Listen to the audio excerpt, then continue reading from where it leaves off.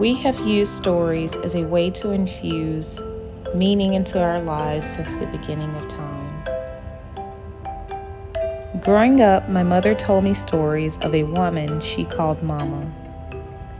My mother told me so many heartwarming stories of Mama that I began to feel that I knew her. Of course I did. I had been hearing all of the details of Mama's life since I was small. Mama wasn't the woman that gave birth to my mother, but initially I would get the stories of Mama confused with the stories of my mother's birth mom, who we called Madeir. It is not uncommon in the Black community for us to talk about our dead family members as if they are still living. We tell their funniest jokes, making each other laugh, and at the same time we heal from our loss. It is a wonderful way to keep their memory alive and to grieve communally. How healing it can be to know you share such beautiful memories and to recount those memories together. Eventually, I grew up and became a hospice volunteer. I was interested in hearing the stories and perspectives of people who would soon leave this earth. I sat by their bedside and I listened as they told me about the amazing lives that they had led. Sometimes I would leave at the end of the day with my heart in my throat. Their stories were often suspenseful and riveting. They thought I was doing them a favor, but I was truly receiving the gift.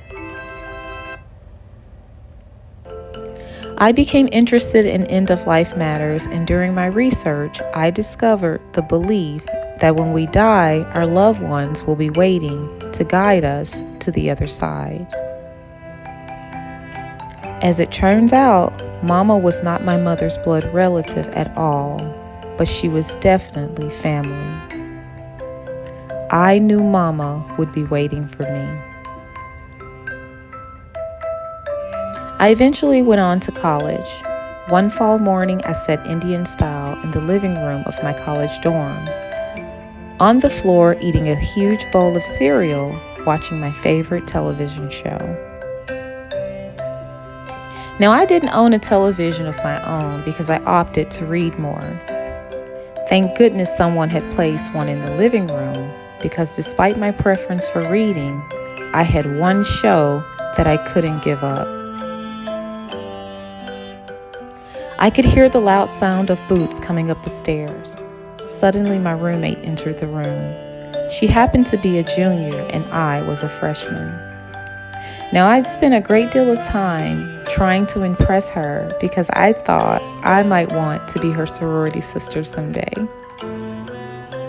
As she walked through the door, she stopped dead in her tracks, looked me right in the eye, disgusted, and shouted, "You're a weirdo." I stopped chewing, milk dribbling at the edges of my mouth. I didn't know what I had done, but the tone of her voice told me I would not be pledging AKA anytime soon. Now, in those days, I had a heart of curiosity and I had the patience of Job.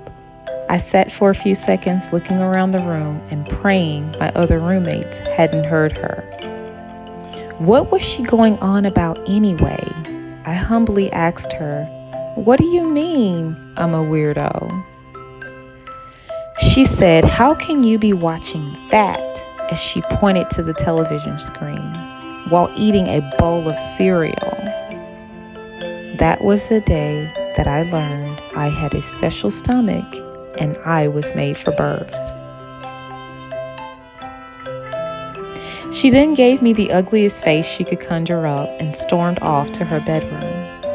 I sat there flabbergasted, still not truly understanding what being a weirdo was all about, nor why my roommate was so upset by something so inconsequential. I shrugged my shoulders and continued watching my show. Now, many years later, I began my doula journey. One of my instructors mentioned that she would write stories for her moms, and she recommended that we do the same.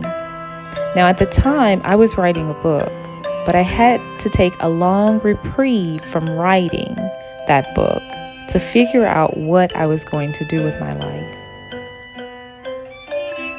I missed writing deeply, and I resented that I had bought into the belief that being a writer was not a real job.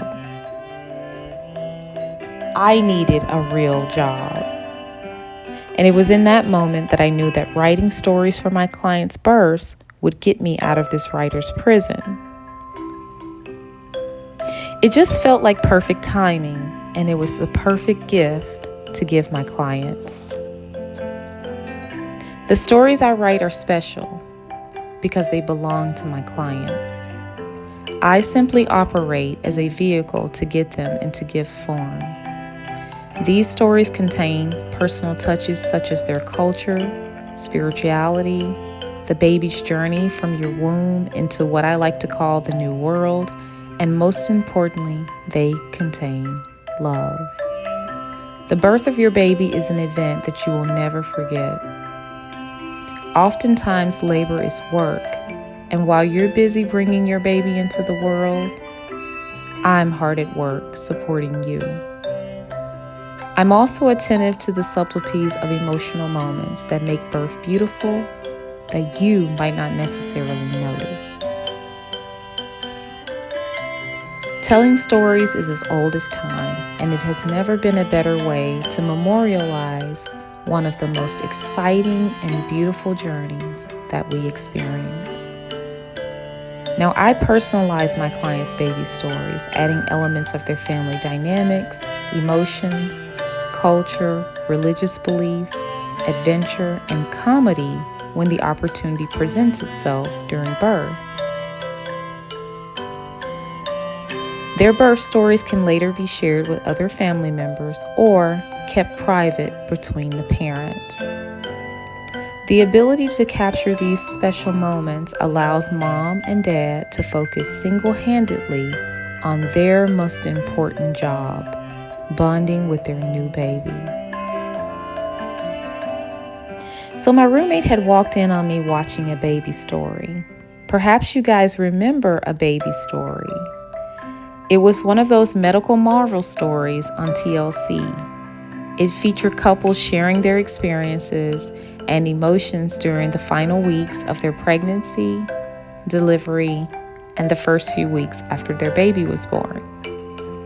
Now, I've really enjoyed this show, and none of the ooey gooey things that were going on during birth bothered me one bit.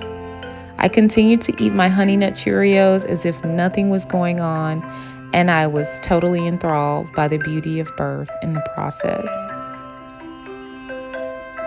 And although my roommate found that completely disgusting and repulsive, I actually enjoyed it. Now, this is a prime example of how we all experience life and its beauty differently. This incident also encompasses how each of our experiences of life is unique and special. This revelation is at the heart of the creative baby stories that I write for my clients during one of the most memorable times of their lives. If you're preparing for pregnancy, you're pregnant, or you want someone that will not only support you emotionally and physically during birth, you want someone who's perceptive enough to hold a space for the sacredness of birth. I will infuse that sacredness into a creative birth story that gives you a good laugh, warm memories, or allows you to reflect on what it means to hold something as precious as new life in your womb. My email's in the description box. Send me an email detailing your dream birth, and I'll give you a free consultation. And if you have a unique birth story, I would love to hear how you preserve that memory of your baby's birth, or how you plan to do so in the future, down below in the comments. If you feel you want to hire me as your doula, but you don't know what to expect, our motto at Angelo Maternity Services is expect an angel. Until next time, love, laugh, and share those experiences with others.